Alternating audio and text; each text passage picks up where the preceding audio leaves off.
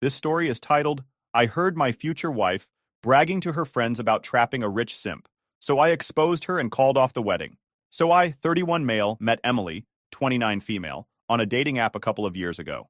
Her profile was pretty impressive. She seemed smart, funny, and had this vibe of someone who had her life together. She was a marketing consultant and said she loved hiking, photography, and cooking. I wasn't sure if she was too good to be true, but I figured, why not take a chance? Our first date was at this small Italian place I'd been meaning to try. Nothing too fancy, just a cozy spot with great food. When she walked in, I was honestly floored. She had this confident, easygoing way about her that instantly made me comfortable. We talked about everything, our jobs, our families, and random stuff like whether pineapple belongs on pizza. She's against it, for the record. She told me her dad was a school teacher, and her mom ran a bakery. She grew up in a middle-class household, and it sounded like she was raised with good values. She even joked about how her parents didn't do handouts, and how she learned to work for everything she wanted. That really stuck with me. She seemed like the type of person who didn't take shortcuts in life. In the beginning, her lifestyle matched her words. We'd go out to casual places, split bills now and then, and she never asked for anything expensive. She loved small surprises, like when I brought her flowers or we had a picnic in the park. It felt simple, but good, you know? Like we were on the same page about what mattered. Then, about a year into dating, I decided to propose. I'd never been the overly romantic type, but I wanted to make it special for her. We went to this vineyard for a weekend getaway, and I popped the question while we were walking through the vineyards at sunset. She teared up and said yes, and for a while I thought I'd hit the jackpot. But looking back, I think that's when things started to change. After the proposal, Emily began to show a different side of herself. At first, it was subtle. She'd casually mention wanting to upgrade her wardrobe or talk about these dream vacations she'd been thinking about. I didn't mind. She was excited about our future, and I figured it was normal to dream big after getting engaged. But then it became more frequent. Like one day, she brought up her car, a perfectly good sedan she'd had for a couple of years. Don't you think it's time we upgrade? She said, scrolling through photos of luxury SUVs on her phone. I laughed and said, what's wrong with your car? You love that thing. She shrugged and said, yeah, but now that we're engaged, it feels like the right time to upgrade, you know? We should start thinking about what fits our new life. I didn't really know what to say. It felt like an odd jump, but I chalked it up to her being excited about the next chapter of our lives. Then there was the dress. One night, she came home with shopping bags from a high-end boutique. She twirled around, showing off this designer dress she'd bought for our engagement party. It's stunning, right? She asked. It's beautiful, I said, genuinely meaning it. But isn't it a little pricey? She waved me off. Jake, it's a special occasion. Besides, you only get engaged once, right? I didn't argue. She was glowing, and I didn't want to ruin her moment. But these little things started adding up. She began talking about designer brands she wanted to own, and she'd bring up how some of her friends had leveled up after marriage, moving into bigger houses or getting luxury cars. It was like she was trying to turn our engagement into a ticket to a more glamorous life. And honestly, I didn't think much of it at first. I'd always been the type to work hard and enjoy the fruits of my labor. So if she wanted nice things, I figured I could provide that for her. But there were moments that felt off, like when we were out shopping, and she pointed out a diamond bracelet in a store window. That would look so good on me, she said, half joking. It's beautiful, I replied, thinking we were just window shopping. But then she turned to me and said, maybe for our 1-year anniversary? Or a wedding gift? She laughed afterward, but it didn't feel like a joke. It felt like a test. Of course, I wanted her to be happy, but I couldn't shake the feeling that this wasn't about us anymore. It was about her vision of a perfect life. And the more I thought about it, the more I realized that Emily wasn't the same person I'd met 2 years ago. Back then, she'd been the girl who loved homemade pizza nights and thoughtful little surprises. Now, it felt like she was chasing something bigger, something shinier. I told myself it was just pre-wedding stress. People get caught up in the excitement, right? But deep down, I couldn't ignore the nagging feeling that this wasn't just a phase. What I didn't know was that her obsession with luxury was only the tip of the iceberg. The real truth about Emily was something I never could have prepared for. It all came crashing down one random Tuesday evening. I'd wrapped up work early that day because a meeting got canceled, so I decided to head home and surprise Emily with dinner. I stopped by her favorite Thai place to pick up takeout, thinking it'd be a nice gesture since she'd mentioned being stressed about wedding plans. When I got home, the apartment was quiet except for the faint sound of Emily's voice coming from our bedroom. I figured she was on a call, so I didn't want to interrupt.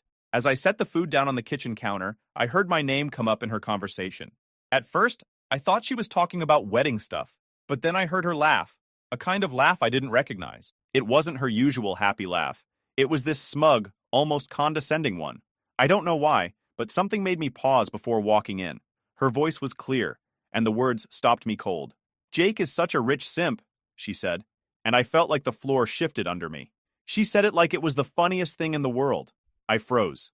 My stomach twisted, but I stayed where I was, just outside the door, listening. "You guys, I've totally trapped him," she continued, her tone dripping with arrogance. "He's so clueless. All I have to do is bat my eyelashes and act sweet, and he'll do whatever I want. The guy doesn't even question it." My heart started pounding. "I mean, don't get me wrong, he's nice and all," she added. "But let's be real. This isn't about love. It's about setting myself up for life. Jake's my golden ticket." The smugness in her voice was like a slap. I couldn't believe what I was hearing. "And the best part?" she said, laughing again. "Once we're married, I'm quitting my job. Why would I keep working when he makes enough for both of us? I've already started dropping hints, and he's too soft to argue. He'll probably think it's his idea." Her friends were laughing along, chiming in with comments I couldn't quite make out. But I heard enough. "Honestly, he's not even my type," Emily said. "But who cares? He's rich, he's sweet, and he's easy to control. Once the ring's on, it's game over for him. He'll be paying for my spa days and designer bags while I stay home to focus on myself." I felt sick. My fiancée, the woman I thought I was building a future with, was openly mocking me, bragging about how she was using me. I should have walked away right then, but I couldn't move. I couldn't breathe. My hands were shaking, and I didn't know if it was from anger, sadness, or both. All I knew was that I needed to hear more. "I mean, you guys saw the ring, right?" she went on. "He spent a fortune on it. That's how you know he's all in. He's not going to back out now. And even if he tries, I'll make him feel so guilty he won't know what hit him." Her friends were cackling, egging her on. "You're a genius," one of them said. "I know," Emily replied smugly. "And the best part is, I don't even have to try that hard. Jake's so desperate to please me, he'll never figure it out." I couldn't take it anymore. I backed away from the door, my chest heaving. My mind was racing, trying to make sense of what I just heard. This wasn't the Emily I thought I knew. I went into the living room, sat down on the couch, and just stared at the floor. My hands were still shaking, and my stomach felt like it was tied in knots. I couldn't believe it. I didn't want to believe it. But there it was. The woman I thought I was going to spend the rest of my life with didn't love me. She loved what I could give her. After a few minutes, I realized I'd left the takeout in the kitchen. I got up and put it in the fridge, my movements robotic. I didn't even care about dinner anymore. All I could think about was Emily's voice in my head, calling me a rich simp and laughing with her friends. I knew I couldn't confront her without proof. She'd deny it, spin it around, maybe even make me feel guilty for listening in. So I pulled out my phone and recorded a snippet of her conversation. I didn't know what I was going to do with it yet, but I knew I needed to have it. The rest of the evening was a blur. I went into our shared office and pretended to work, even though my mind was spiraling. At some point, Emily came out of the bedroom, all smiles, and asked if I wanted to watch a movie. I forced a smile and said, "Maybe later. I have some stuff to finish up." "Okay," she said, leaning down to kiss my cheek. "Love you." Those words felt hollow now. "Love you too," I replied automatically, even though I didn't mean it anymore. The woman I thought I loved didn't exist. Emily had shown me who she really was, and now it was only a matter of time before I acted on it. After that night, I couldn't unhear what Emily had said. Every interaction with her felt fake, like I was watching a performance. But I played along, trying to act like nothing had changed. I wasn't ready to confront her yet. I needed to see how far she'd take this. The first thing that tipped me off was how much more obsessed she became with wedding planning. Don't get me wrong, I knew weddings were a big deal, and I wanted ours to be nice. But Emily's plans weren't just nice.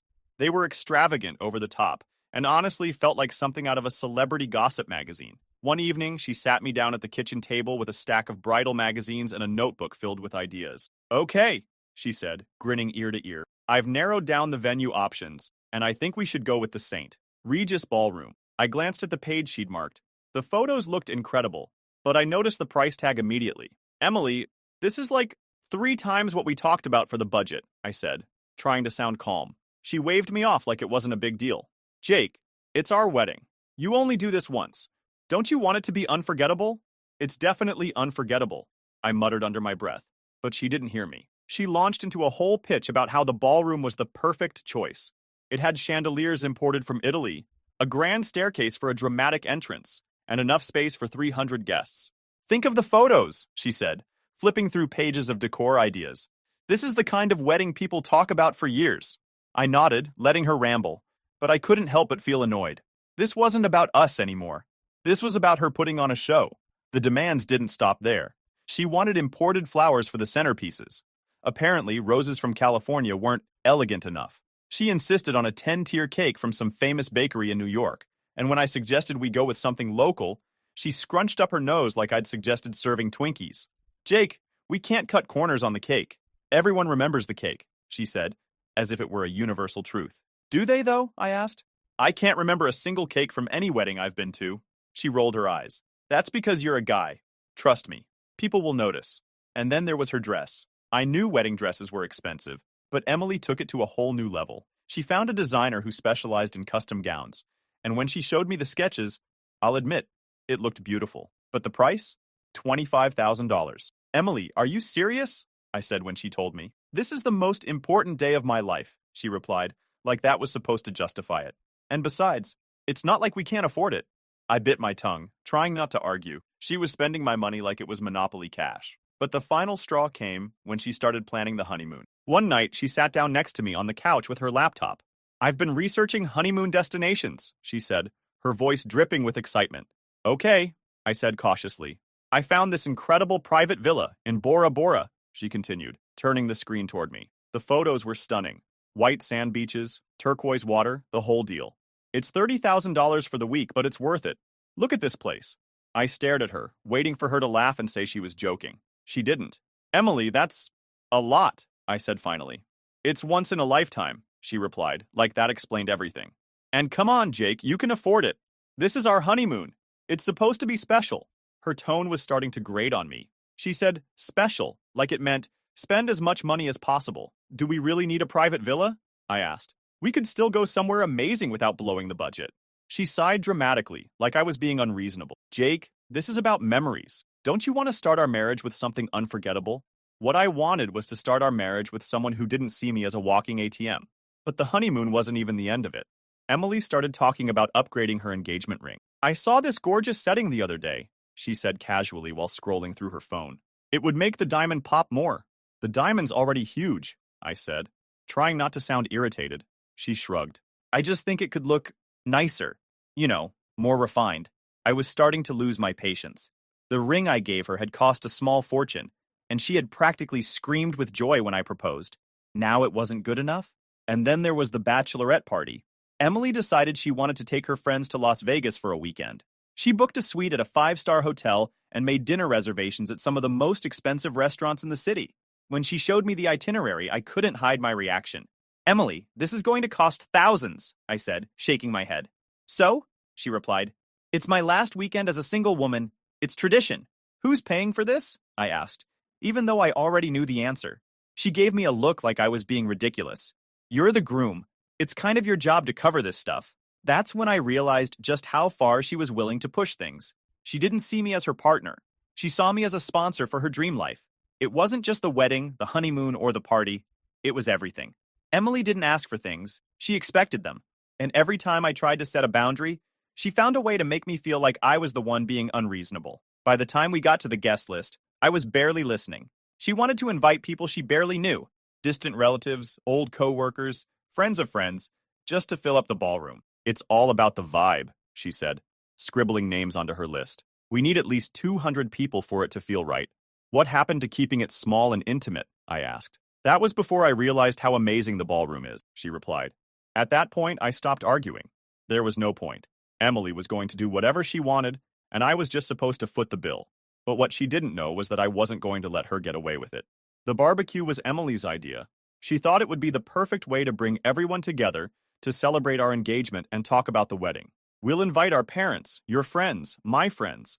Just a small group, she'd said, flipping through her planner. I agreed, mostly because it gave me the opportunity I'd been waiting for. By this point, I was done pretending. I couldn't sit by and let her keep playing this game while she laughed behind my back. The barbecue wasn't going to be a celebration. It was going to be the moment I exposed her for who she really was. The day of the barbecue, Emily was in full-on hostess mode. She spent the morning barking orders at me while she flitted around the house. Jake, can you make sure the patio chairs are lined up neatly? And don't forget to stock the cooler with sparkling water and sodas. Oh, and did you pick up the extra skewers I asked for? I bit my tongue and went along with it. She was acting like we were hosting some kind of high-profile event instead of a casual backyard barbecue. She even wore a sundress that looked like it belonged on a fashion runway, complete with matching sandals and perfectly styled hair. As the guests started arriving, Emily's personality shifted into overdrive. She greeted everyone with a dazzling smile, hugged her friends like they hadn't seen each other in years, and kept up a steady stream of compliments and small talk. "Oh my gosh, Lisa, I love your dress. Where did you get it? You look amazing." It was almost impressive how effortlessly she played the part of the perfect fiancé. If I hadn't known better, I might have fallen for it too. I spent most of the evening grilling burgers and hot dogs, letting Emily soak up the attention. She was in her element, laughing and chatting with the guests like she was the star of her own reality show. At one point, she gathered her friends around to show them some photos of wedding dresses she'd saved on her phone. "This one is my favorite," she said, holding up a picture of a gown that probably cost more than my first car. "It's custom, of course. You can't get something like this off the rack." Her friends oohed and awed, feeding her ego. "You're going to look like a princess," one of them said. "I know, right?" Emily replied, beaming. "Jake's been so great about letting me have exactly what I want. He knows how important this is to me." I clenched my jaw and flipped another burger, trying to keep my cool. Later, as we all sat down to eat, Emily's dad asked her about the guest list. "So how many people are you inviting?" he asked, cutting into his steak. "Oh, we're aiming for around 250, Emily said casually, as if that wasn't an insane number for a wedding. Her dad raised an eyebrow. "That's a lot of people," Emily shrugged. "It's the St. Regis Ballroom, Dad. We have to fill the space." He looked at me. "Jake, how are you feeling about all this?" I forced a smile. "It's a big wedding, but Emily's very passionate about it." He nodded, clearly sensing something was off, but he didn't press the issue. As the night went on, Emily's confidence grew. She started talking about the honeymoon, dropping hints about Bora Bora and private villas. "It's going to be magical," she gushed. "Jake is making all my dreams come true." I could see the admiration in her parents' eyes. They genuinely believed their daughter had found her perfect partner. It almost made me feel guilty about what I was about to do. Almost. When dessert rolled around, I knew it was time. Everyone was seated around the fire pit, chatting and laughing. Emily was basking in the glow of the attention, holding court like a queen. I cleared my throat. "Hey, everyone," I said, standing up. "Before we get to dessert, I just wanted to say a few words." All eyes turned to me. Emily's smile widened, clearly expecting some romantic speech about how much I loved her. "I've been thinking a lot about our future," I began, my voice steady. "And I realized there's something important I need to share with all of you." Emily tilted her head, a curious expression on her face. I pulled out my phone. "Recently, I overheard a conversation that changed the way I see things. I think it's only fair that you all hear it too." I pressed play. Emily's voice filled the air, mocking me as a rich simp and bragging about how she was trapping me. Her words were crystal clear. How she didn't love me, how she planned to quit her job after the wedding, and how she was using me to fund her dream life. The laughter around the fire pit faded into stunned silence. Her dad's face turned red. "Emily, is this true?" he demanded, his voice sharp. "It's out of context," she stammered, her voice shaking. "Jake, how could you invade my privacy like that?" "Privacy?" I repeated, my voice calm but firm. "You were laughing about scamming me behind my back. I have every right to protect myself." Her mom covered her mouth, tears welling up in her eyes. "Emily, how could you?" she whispered. Emily's friends sat frozen, their expressions a mix of shock and embarrassment. "I trusted you," I continued, looking directly at Emily. "I thought we were building a future together. But clearly this was never about love for you. It was about money." Emily jumped up from her seat, her face flushed with anger and humiliation. "Jake, you're blowing this way out of proportion." "No, I'm not," I replied. "This engagement is over, and I'll be taking back the ring. You don't deserve it." She yanked the ring off her finger and threw it at me. "Fine, take your stupid ring." I caught it and slipped it into my pocket without a word. Emily looked around, her eyes darting from one person to the next, searching for someone to take her side. But no one did. "Jake, please," she said, her voice cracking. "We can fix this. I was just joking with my friends. I didn't mean any of it." I shook my head. "You meant every word. We're done." And with that, I walked away, leaving her to deal with the mess she'd created. After the barbecue, everything fell apart for Emily. The image she'd worked so hard to project, the doting fiancé, the golden daughter, was shattered in one evening. I didn't stay to watch the fallout, but word got back to me pretty quickly. The first thing I heard was that her parents were furious. Emily's dad, who had always been quiet but firm, was apparently livid. You've humiliated us, he told her, according to a mutual friend who was there. What kind of person treats someone like that? And to laugh about it with your friends? Do you have any idea what you've done? Her mom wasn't any softer. We didn't raise you to be so manipulative, she said, crying. Emily, of course, tried to defend herself. It was just a joke. Jake is overreacting. But no one was buying it. A couple of days later, I got a text from Mark, my best friend, who had also been at the barbecue. Dude, Emily's parents kicked her out, he wrote. I stared at the screen, surprised but not entirely shocked. What happened? I replied. She stayed at their place after the barbecue, he wrote. Apparently, she kept blaming you for everything, saying you were too controlling and that you blew the whole thing out of proportion. Her dad wasn't having it. He told her to pack her stuff and leave. I couldn't help but feel a little satisfied hearing that. It was about time someone held her accountable. Mark continued. She's been calling everyone, trying to find a place to stay.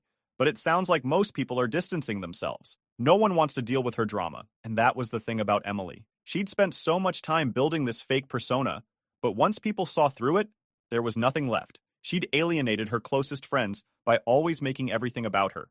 Even her parents, who had supported her for years, were done with her entitlement. About a week after the barbecue, I got a text from one of Emily's friends, Lisa. I didn't know her well, but she'd always seemed nice enough. Hey Jake, she wrote, I'm really sorry about what happened. I had no idea Emily was doing that to you. I wasn't sure how to respond, so I kept it short. Thanks, Lisa. It's been a lot to process, but I'm doing okay. She replied almost immediately. I wanted you to know I've cut ties with her. After hearing that recording, I realized she's not the person I thought she was. I'm so sorry you had to go through that. It was nice to see someone taking a stand, but it also reminded me of how many people had been fooled by Emily's act. She had built her life around manipulating people, friends, family, even me, and now it was all crumbling. Then came the calls. Emily started blowing up my phone about a week after the barbecue. At first, I ignored her. What was there to say? But she didn't let up. She left voicemails, sent texts, and even tried messaging me on social media. Jake, please call me, one voicemail said. I know I messed up, but we can fix this. I love you. Don't throw everything away over one mistake. One mistake? The audacity of her acting like this was just some little misunderstanding made my blood boil. Another message came a few days later. I'm sorry, okay? I was venting to my friends. Everyone does it. You didn't have to humiliate me in front of everyone. Let's just talk. The more she called, the more desperate she sounded. Her texts went from apologetic to angry to downright pitiful. You ruined my life, one text read. Do you know how many people are judging me because of you? I was joking, and you made it seem like I'm some monster. I hope you're happy. For someone who claimed to love me, she sure had a funny way of showing it. After about 2 weeks of nonstop calls and texts, I finally blocked her number. I didn't owe her any more of my time or energy. Then, about a month later, I got an email from one of her old coworkers. Hey Jake, it began. I don't know if you remember me, but I used to work with Emily. I just wanted to reach out and say I'm sorry for what happened. I've heard bits and pieces from mutual friends, and honestly, I'm not surprised. She was always difficult at work. I hope you're doing okay. That email stuck with me. It confirmed what I already knew. Emily had a pattern of using and discarding people when they no longer served her purpose. I'd just been her biggest target. The final straw came when she showed up at my office. It was a quiet afternoon, and I was catching up on emails when the receptionist buzzed my desk. Jake, there's a woman here to see you, she said. She says her name is Emily. I sighed, running a hand through my hair. Tell her I'm not available, I said. A few minutes later, I heard a commotion in the lobby. Emily wasn't taking no for an answer. I got up and walked out to find her standing near the receptionist's desk, her face flushed and her eyes red. She'd clearly been crying. Jake, she said, spotting me, please just hear me out. I crossed my arms. What do you want, Emily? I'm sorry, she said, her voice breaking. I love you. Please, let's work this out. I stared at her, trying to feel something. Anger, sadness, pity, but all I felt was emptiness. It's too late, I said finally. You didn't just mess up, Emily. You showed me who you really are. I can't unhear the things you said, and I can't trust you anymore. She started crying harder. Jake, I don't have anyone else. My parents won't talk to me. My friends won't answer my calls. I have nothing. That's not my problem, I replied, my voice cold. You made your choices, Emily. Now you're dealing with the consequences. She stared at me for a moment, her face crumpling. Then she turned and walked out, her sobs echoing in the quiet office. I didn't hear from her again after that. But through the grapevine, I learned that she was struggling to find a place to stay. Most of her friends had cut ties with her, and her parents were still refusing to take her back. She'd burned every bridge she had, and now she was on her own. It felt like poetic justice. Months passed, and life started to feel normal again. Well, as normal as it could after everything that had happened. But as much as I tried to move on, Emily's shadow lingered. Not because I missed her, I didn't, but because people kept bringing her up. She had left a mark on more lives than just mine, and not in a good way. One afternoon, I was grabbing coffee with Mark when he brought her up again. "You won't believe this," he said, leaning across the table. "What now?" I asked, already half laughing. Emily had become a running joke between us, a reminder of what not to look for in a partner. "She's on the hunt," he said. "For what? A new job?" He smirked. "Nope, a new rich guy." I raised an eyebrow. "Seriously?" "Dead serious," he replied. "Lisa told me she's been showing up at fancy bars and networking events, trying to meet someone with money. Apparently, she's bragging about how she deserves a man who can provide for her."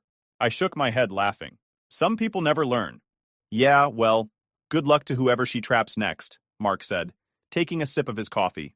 I didn't think much more about it until a few weeks later, when I got an unexpected message on social media. It was from a guy named Brandon, someone I didn't know. His profile picture showed him in a suit, standing in front of a shiny car, so I figured he was one of those business types who like to flaunt his success. The message was short and to the point. "Hey Jake, I don't know you personally, but I've been seeing someone you might know. Emily. A friend of hers told me I should talk to you before things go any further. Can we chat?" I stared at the message for a long moment, debating whether to reply. Part of me wanted to ignore it and move on with my life, but another part of me felt like this guy deserved to know what he was getting into. "Sure," I finally replied. "What do you want to know?" Brandon didn't waste time. He called me that evening, and I could tell right away that he was uneasy. "Thanks for taking the time to talk," he said. "I wasn't sure if I should reach out, but I've been seeing Emily for a few weeks now, and some things aren't adding up." "Like what?" I asked, even though I could guess. "She's been vague about her past," he said carefully. "And one of her friends mentioned something about your engagement ending because of some issues. I just wanted to get your side of the story." I took a deep breath, then told him everything. I didn't sugarcoat it. By the time I finished, there was a long silence on the other end of the line. "Wow," Brandon finally said. "That's a lot." "Yeah," I said. "Look, I'm not telling you this to ruin things for you, but if she's acting like she's changed, you should know what you're getting into." He sighed. "No, I appreciate it. Honestly, some of the things you said line up with stuff I've noticed. Like, she's already started talking about how she wants to settle down and not have to work as much. She even hinted at how she values stability and wants a partner who can take care of her." I wasn't surprised. "Sounds like her," I said. Brandon thanked me for being honest, and we ended the call. I figured that was the last I'd hear about it, but a couple of weeks later, I got another message from him. "You were right," it said. "I ended things with Emily. Thanks for saving me the trouble." The final piece of the puzzle came a few weeks later when I got a call from Lisa. I hadn't talked to her since the barbecue, so I was surprised to see her name pop up on my phone. "Hey, Lisa, what's up?" I said. "Hey, Jake, I thought you'd want to know. Emily's leaving town," she said. I blinked. "Seriously?" "Yeah. She told one of her old coworkers that she's moving to a new city to start fresh. Apparently, things haven't been going well for her here." I didn't ask for details. I didn't need to. Emily had burned so many bridges that there was nothing left for her here. Moving away was probably her only option. "Thanks for letting me know," I said. "No problem," Lisa replied. "I just thought you'd appreciate the closure." Well, karma had done its job.